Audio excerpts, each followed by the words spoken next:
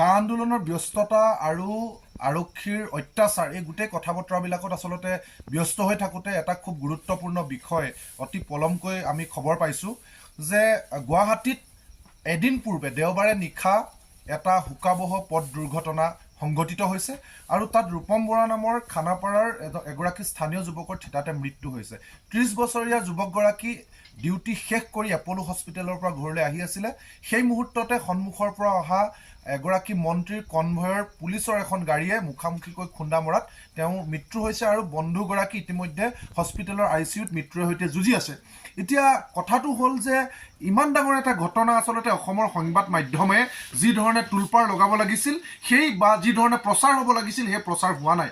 তাৰ আঁৰৰ কাহিনীটো হৈছে যে এই মন্ত্ৰীগৰাকী হৈছে পীযুষ হাজৰিকা ডাঙৰীয়া, অসমৰ কেবিনেট মন্ত্ৰী, বহুবল্কী কেবিনেট মন্ত্ৰী, আৰু সেই মন্ত্ৰীগৰাকীৰ তীব্ৰবেগী কনভয়ৰ বাহনে আচলতে ৰূপম বৰা নামৰ যুৱকজনক খুন্দিয়ালে আৰু খুন্দিয়াই থিতাতে হত্যা কৰিলে।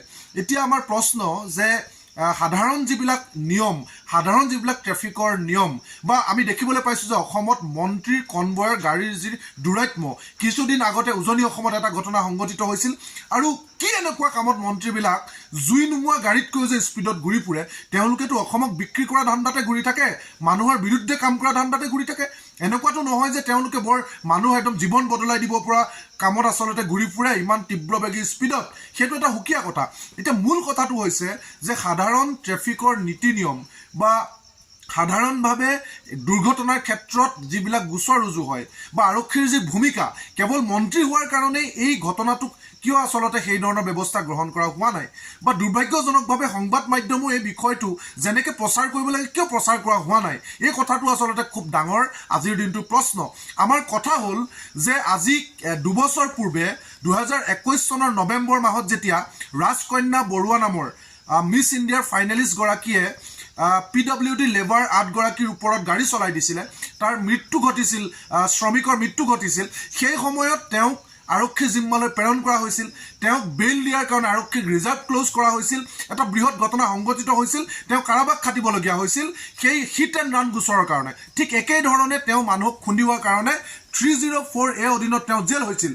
আমি জানো যে জোনমণি ৰাভাৰ ক্ষেত্ৰতো ড্ৰাইভাৰগৰাকীক জেললৈ প্ৰেৰণ কৰা হৈছিল। অন্যান্য সকলো ক্ষেত্ৰতে এই ধৰণৰ হিট এণ্ড ৰান গোচৰ ৰুজু হয় আৰু স্থানীয় আৰক্ষী থানাত গোচৰ ৰুজু হয়, আৰক্ষীয়ে নিজাববীয়াকৈ গোচৰ ৰুজু কৰে। আৰু আমি সাধাৰণতেও দেখিছোঁ যে যদি ঘটনা এটা সংঘটিত হয় সাধাৰণ মানুহক কোনো গোচৰ দিয়াৰ প্ৰয়োজন নাই, ট্ৰেফিকে আহি মানুহক থানালৈ লৈ যায়, বিভিন্ন ফাইন কটাই তেওঁলোকক জেললৈ প্ৰেৰণ কৰে। কিন্তু মন্ত্ৰীৰ কনভয় হোৱাৰ কাৰণেই বহুবল্কী মন্ত্ৰী পীযুষ হাজৰিকাৰ গাড়ীয়ে খুন্দিওৱাৰ কাৰণে আচলতে এতিয়ালৈকে কোনো থানাত গোচৰ ৰুজু হোৱা নাই, কোনো ব্যক্তিক আচলতে এতিয়ালৈকে গ্ৰেপ্তাৰ কৰা হোৱা নাই।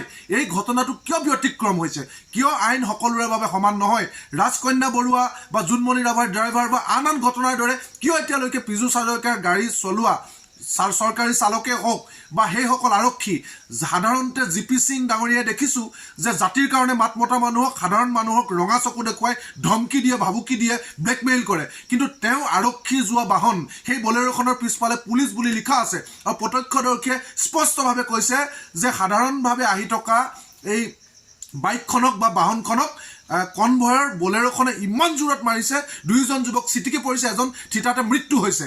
গতিকে এই ধৰণৰ মানে গাড়ী চালকসকলৰ দুৰাত্ম বা তীব্ৰবেগী গাড়ী বা সেই আৰক্ষী GP সিঙৰ আৰক্ষী অহা বাহন বা হয়তোবা আৰক্ষী বা চৰকাৰী ড্ৰাইভাৰে গাড়ীখন চলাই আছিল, তেওঁলোকৰ ওপৰত কিয় এতিয়ালৈকে GP সিং বা আৰক্ষীয়ে ব্যৱস্থা লোৱা নাই বা পীযুষ হাজৰিকাই কিয় আচলতে এই ক্ষেত্ৰত কোনো ব্যৱস্থা লোৱা নাই? নে পীযুষ হাজৰিকা গাড়ীৰ কাৰণে হাৰি যাব, পুলিচ অহা গাড়ীৰ কাৰণে হাৰি যাব? এয়া কেতিয়াও হ'ব নোৱাৰে। তাৎক্ষণিকভাৱে সাধাৰণ মানুহৰ ক্ষেত্ৰত যি ব্যৱস্থা হয় সেই ব্যৱস্থা গাড়ী চালক আৰু পুলিচৰ ক্ষেত্ৰত ল'বলৈ আমি GP সিং আৰু অসমৰ মুখ্যমন্ত্ৰী আৰু পীযুষ হাজৰিকাক দাবী জনাইছোঁ। আৰু পীযুষ হাজৰিকা ডাঙৰীয়াক কৈছোঁ যে এয়া আপোনাৰ কনভয়ে মাৰিছে, আপোনাৰ কনভয় বাহনে খুন্দিয়াই মাৰিছে, তাৰ সম্পূৰ্ণ দায়িত্ব আপুনি ল'বই লাগিব। সংবাদ মাধ্যমত প্ৰচাৰ হওক বা নহওক,